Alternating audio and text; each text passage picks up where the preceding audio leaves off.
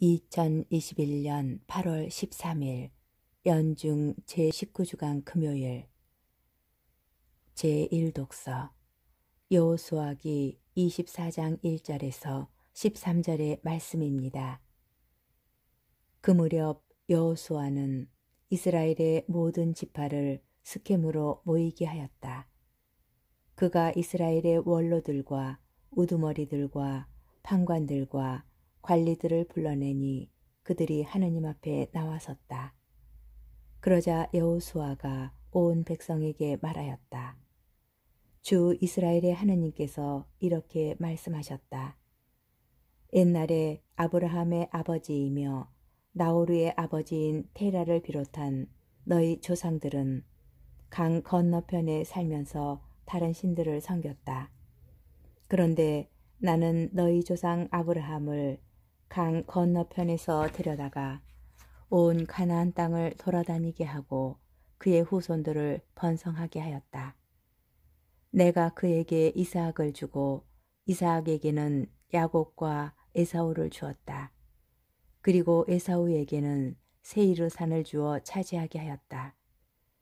야곱과 그의 아들들은 이집트로 내려갔지만 나는 모세와 아론을 보내어 이집트 가운데에서 그 모든 일을 하여 그곳을 친 다음 너희를 이끌어내었다.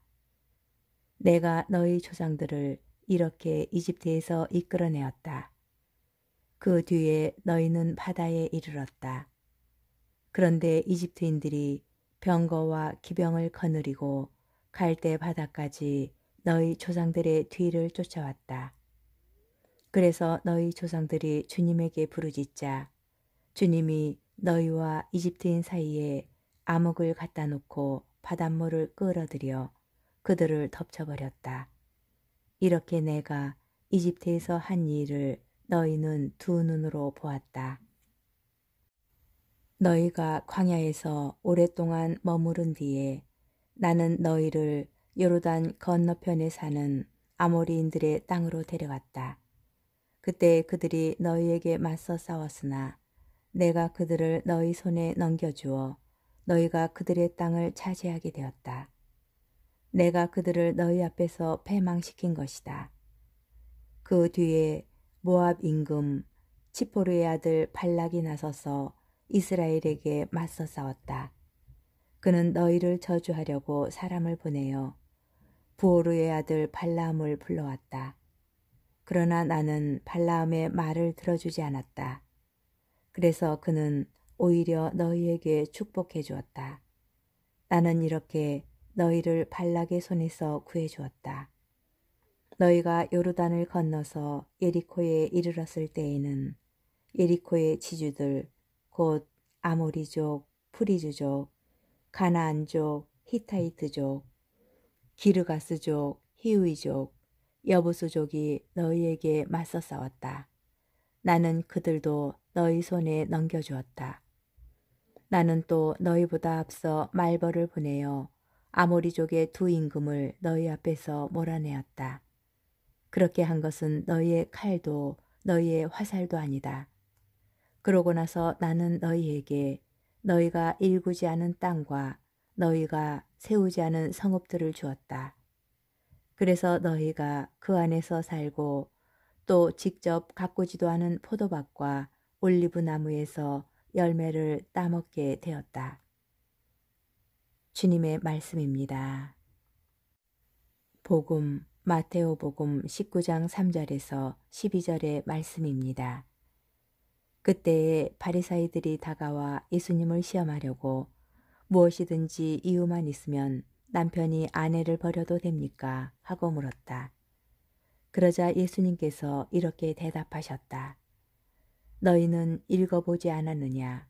창조주께서 처음부터 그들을 남자와 여자로 만드시고 나서 그러므로 남자는 아버지와 어머니를 떠나 아내와 결합하여 둘이 한 몸이 될 것이다 하고 이르셨다. 따라서 그들은 이제 둘이 아니라 한 몸이다. 그러므로 하느님께서 맺어주신 것을 사람이 갈라놓아서는 안 된다. 그들이 다시 예수님께 그렇다면 어찌하여 모세는 이혼장을 써주고 아내를 버려라 하고 명령하였습니까? 하자 예수님께서 그들에게 말씀하셨다. 모세는 너희의 마음이 완고하기 때문에 너희가 아내를 버리는 것을 허락하였다. 그러나 처음부터 그렇게 된 것은 아니다. 내가 너희에게 말한다. 불륜을 저지른 경우 외에 아내를 버리고 다른 여자와 혼인하는 자는 간음하는 것이다. 그러자 제자들이 예수님께 아내에 대한 남편의 처지가 그러하다면 혼인하지 않는 것이 좋겠습니다. 하고 말하였다. 예수께서 그들에게 이르셨다. 모든 사람이 이 말을 받아들일 수 있는 것은 아니다. 허락된 이들만 받아들일 수 있다. 사실 모태에서부터 고자로 태어난 이들도 있고 사람들 손에 고자가 된 이들도 있으며 하늘나라 때문에 스스로 고자가 된 이들도 있다. 받아들일 수 있는 사람은 받아들여라. 주님의 말씀입니다. 오늘의 묵상.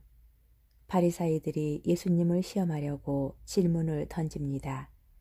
무엇이든지 이유만 있으면 남편이 아내를 버려도 됩니까?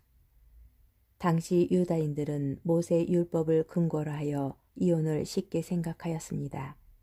율법에는 아내에게서 추한 것이 드러나거나 눈에 들지 않는 경우 남편은 이혼 증서를 써주고 아내를 자기 집에서 내보낼 수 있다 라고 규정되어 있습니다. 철저히 남성 중심의 법이었습니다. 당시 어떤 이들은 이를 간음죄를 저질렀을 때여만 이혼할 수 있다고 엄격하게 해석하기도 하였으나 또 다른 이들은 사소한 이유라도 이혼할 수 있다고 주장하였습니다. 이러한 논란 가운데 바리사이들이 예수님께 당신의 뜻을 밝히라고 강요하는 것입니다. 예수님의 답변에 따라 방종주의자 또는 엄격주의자로 비난하기 위해서입니다.